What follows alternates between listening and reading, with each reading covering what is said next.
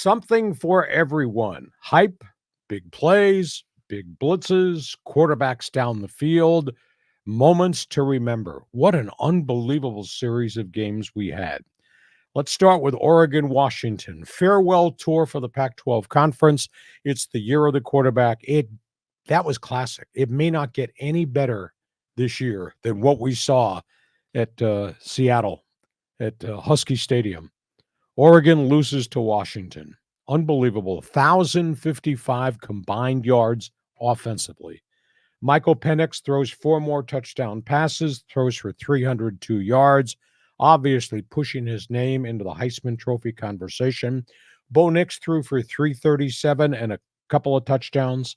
Ducks had 541 yards in offense. They were going up and down the field. But the Huskies had a total of 415 yards in offense. It was a classic game decided on the final possessions. And, of course, there were goal line stands, too. It was an electric game. USC Notre Dame. The Trojans, John, are in big trouble. Trojan club members in San Diego, Trojan fans in Los Angeles, you got a big problem.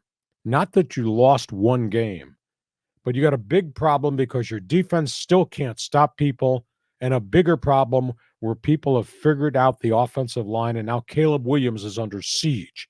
He's been sacked 10 times in the last 2 Saturdays. Wow. He threw for only 199. He was hit 8 other times. He was pressured 11 times beyond that. And USC can't solve it because they're playing the best they have in the offensive line, and the defense just isn't very good.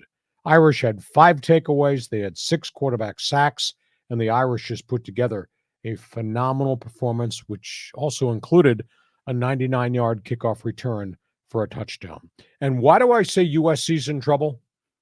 Aside from the fact their offensive line is now exposed, and people are getting all this on video now, and all these coaches will figure they can't block this. This is what we're going to do against them. In addition to the defense not being able to stop people down the field, they have to play Oregon, Washington, and UCLA the second half of the schedule. They look to me like they're in real trouble. UCLA, Oregon State, the kid Dante Moore, the freshman quarterback, under fire. He really struggled up in Corvallis, threw for 165, 3 picks, most of them very early, panicked, 6 quarterback sacks along the way. And the defense that had played so well in the prior couple of weeks just looked gassed in the game against Oregon State. So now UCLA has gotten punched in the mouth, and they still got big games on their schedule. Arizona, Washington State up in Pullman. They got a quarterback issue at Arizona. Both of them are really good. Jaden DeLaura, who had transferred from Washington State to Arizona, has played there for 2 years and put up really good numbers. He got hurt, and here comes Noah Fafita. And this kid, his Polynesians, he threw for 342 in Pullman against a pretty heady Cougar defensive team. Jed Fish is building that program at Arizona. I mean, he's going to drag this thing from the Pac-12 into the Big 12, and they're going to be scary because he's got a lot of skill talent. So Arizona wins at Washington State. Stanford, Colorado. My head was spinning. So was Colorado's defense. They had a 29-0 lead, and they lost it. And Stanford, which does not have great firepower, just lit it up. They lost 46-43 in double overtime. Shadur Sanders threw for 400, 5 touchdowns for Colorado, but he also threw costly interceptions. They're making a lot of mistakes there. He's thrown into coverages. He should not be throwing into coverages, trying to make some plays. And it kind of looks like they've run out of defensive players. So, and their schedule is not going to get easy because they still got games to be played, including they got to go play UCLA. So, a real tough run right now for Colorado. And I think the other thing that really bothered me, and I've noticed this over the stretch of games they played, they play fast, they play physical, and Colorado plays over the line. They do a lot of cheap stuff in games, and I don't know whether it's showtime and trying to back up their bravado, who they are, and us against the world. You can't take 17 penalties for 121 yards. I think they lead the entire nation in penalty flags.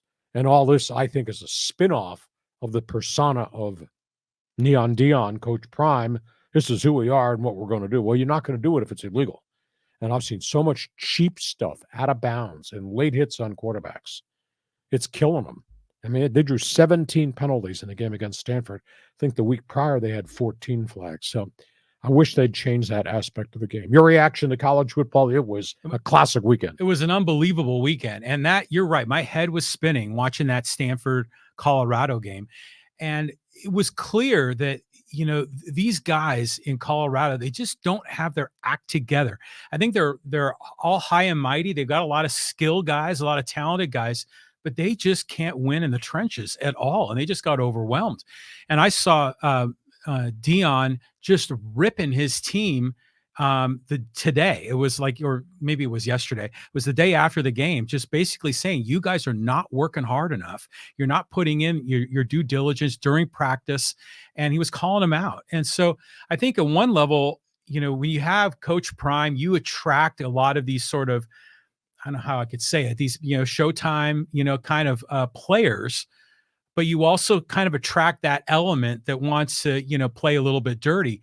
But Dion doesn't coach that way. Dion coaches clean, and he wants to see his guys play well. So they're going to have to really step up. But the question I have for you, Lee, is with the way that Caleb Williams struggled and the way that Penix won the big game over Oregon, does Michael Penix move into first place for the Heisman Trophy? I think it's too early to say that because we still got the whole back half of the schedule to play.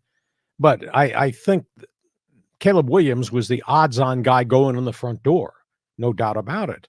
Shedeur Sanders, because he's played so well statistically against a huge schedule. They may have played the toughest front-end schedule of anybody in college football. I think he puts himself in there.